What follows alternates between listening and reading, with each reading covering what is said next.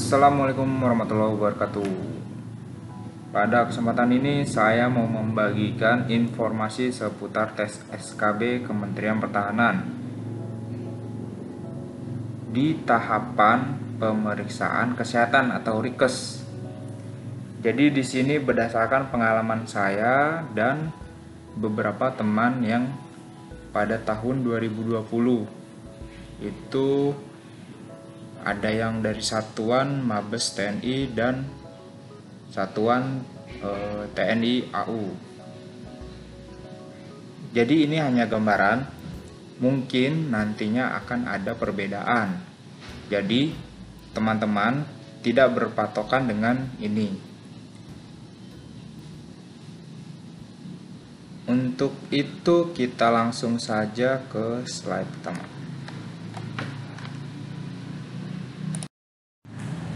Nah, untuk dasarnya saya beracuan dengan pedoman penilaian SKB CPNS Kemhan 2018 yang ada linknya di bawah ini. Jadi saya ini mengalami tesnya seperti ini gitu. Sedangkan untuk yang 2019-2020 ada perbedaan dan nanti akan saya jelaskan. Untuk itu mari kita saksikan. Yang pertama adalah pemeriksaan fisik. Nah, di sini bisa dilihat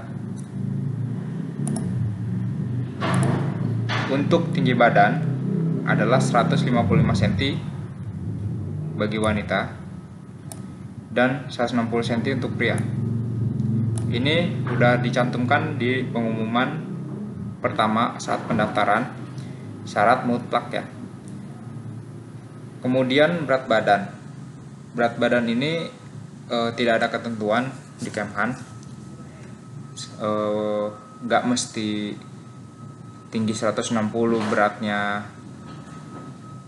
50 atau ya pokoknya dengan berat badan ideal enggak.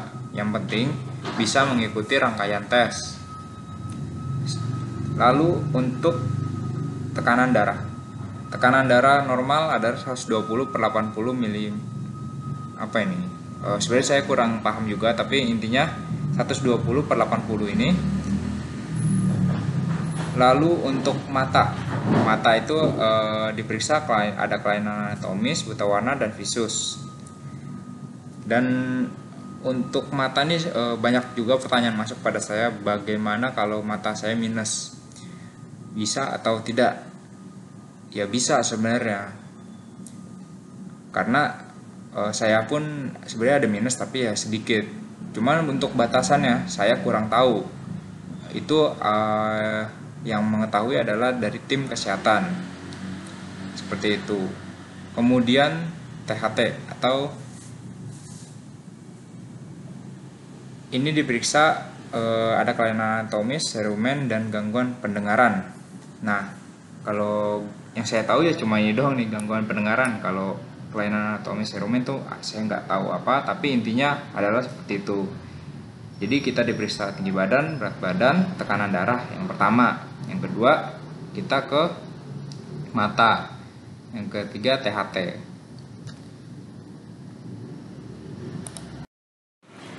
Lalu pemeriksaan fisik selanjutnya. Ini ada jantung, paru-paru, abdomen. Waktu angkatan saya tuh diperiksanya dalam satu tempat atau satu dokter. Ini jantung, paru-paru, abdomen. Lalu setelah ini bergeser ke urogenital atau penyakit kelamin, ekstremitas atas bawah, anatomi fungsi dan varises, pemeriksaan kulit. Nah, jadi di sini menjadi satu juga nih. Nah, di sini adalah tempat orang banyak bertanya kepada saya. Pemeriksaannya itu gimana, Bang? Apakah dibuka bajunya atau tidak?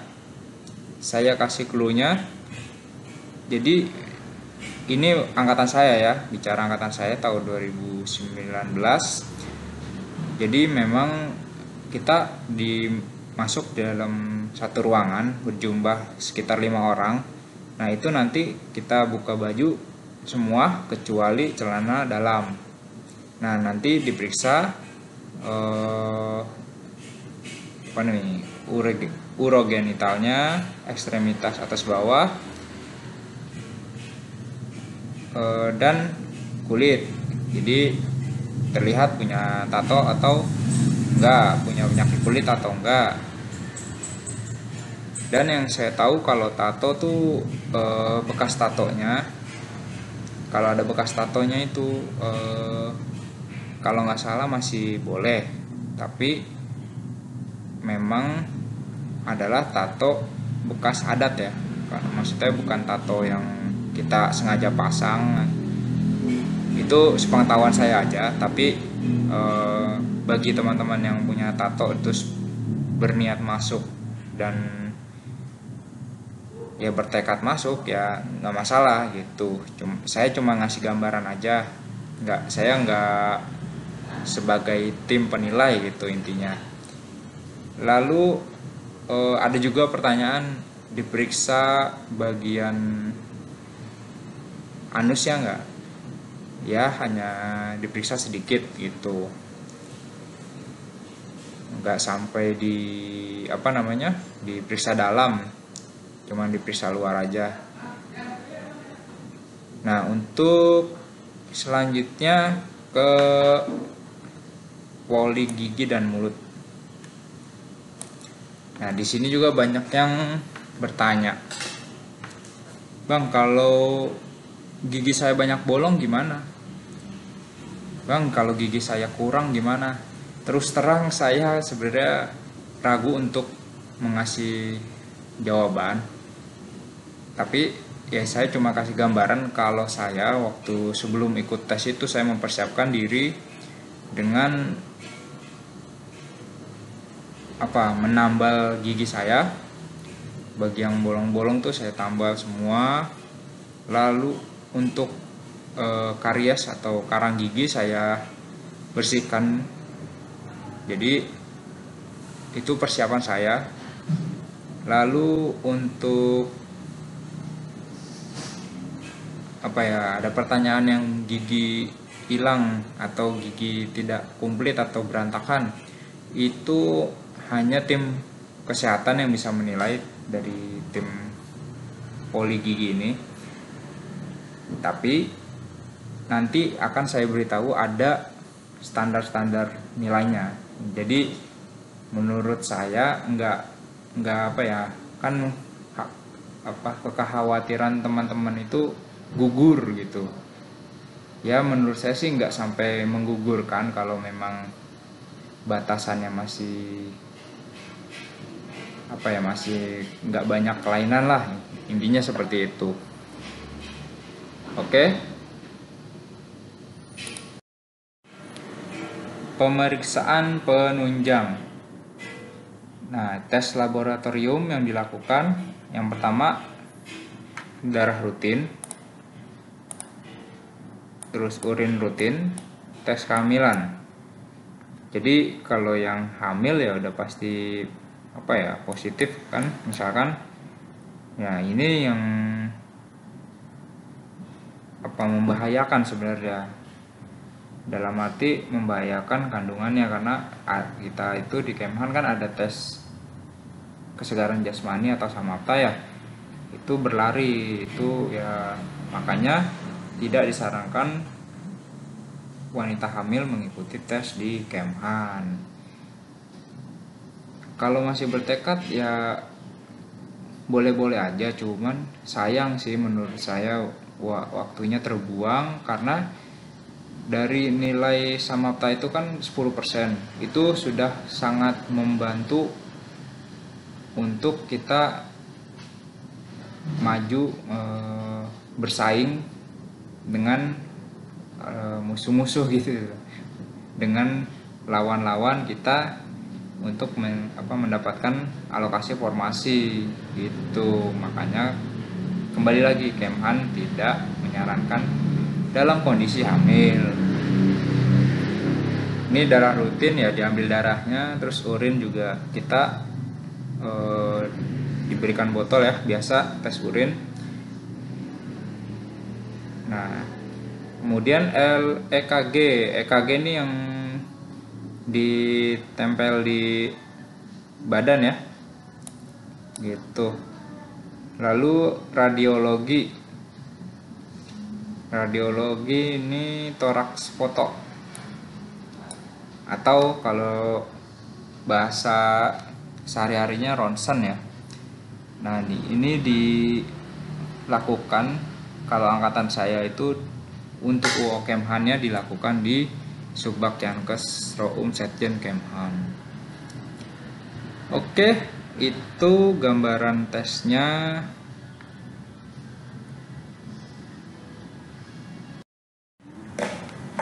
Nah, hasil tes dari pemeriksaan kesehatan dalam bentuk kualitatif dengan melihat hasil pemeriksaan fisik dan pemeriksaan penunjang yang telah dilakukan untuk memberikan penilaian terhadap hasil kesehatan peserta yang terdiri dari 3 tingkatan status kesehatan. Nah, ini status kesehatan tingkat 1 atau disingkat STAKES 1 itu dianggap kondisi kategori sangat baik atau prima. Ini hasil tes yang digabung ya, jadi bukan per rangkaian tes kesehatannya, bukan. Jadi udah hasil keseluruhan, di total stakesnya dia 1, 2, atau 3 gitu. Kalau 1 sangat baik, kedua kategorinya baik namun terdapat catatan dari hasil pemeriksaan kesehatan. Kemudian yang ketiga, peserta memiliki pemeriksaan kesehatan yang kurang baik, harus memerlukan tindakan medis lebih lanjut. Nah, ini hanya panitia atau tim kesehatan yang bisa memberikan penilaian. Saya tidak ada kualifikasi untuk itu. Untuk itu saya cuma ngasih gambaran seperti ini tesnya. Lalu ada lagi tabel penilaian. Nah, ini pedoman penilaian hasil pemeriksaan kesehatan. Jadi jika nilai kita seluruhnya bagus dengan perolehan STAKES 1, nah kuantitatifnya B. Kuantitatifnya 80, kualitatifnya B. Terus kalau ada satu kelainan dengan status kesehatan 2 ya, nilainya kuantitatifnya 78, kategorinya C kualitatifnya. Nah, ini sampai batas 66 dengan 4 kelainan masih dianggap status kesehatan 2. Tapi kalau udah kurang atau nilainya 65 ke bawah, 66 atau 65 ke bawah, 65 ke bawah ya, bukan 66, bila terdapat kelainan dengan status kesehatan 3 dan hasilnya tidak memenuhi syarat. Kalau yang ini memenuhi syarat semua gitu ya, yang B dan C. Jadi ini gambaran-gambaran pedoman penilaiannya, dan teman-teman harus memperhatikan setiap rangkaian tes yang dilakukan. Oke? Untuk lokasi tes, jadi ini saya hanya menggambarkan pada saat angkatan saya 2018-19. Jadi saya itu karena UO Kemhan itu tesnya di Subbak Yankes Roum Setjen Kemhan, atau istilahnya kliniknya Kemhan lah, klinik Kemhan pusat gitu. Dan untuk UO Mabes angkatan itu ada di masing-masing satuan. Jadi misalkan Mabes TNI ya di Mabes TNI, angkatan darat, angkatan darat, laut, udara gitu ya. Jadi nanti di masing-masing satuan kalau waktu angkatan saya. Nah, untuk letting 2019. Jadi letting itu istilahnya angkatan ya.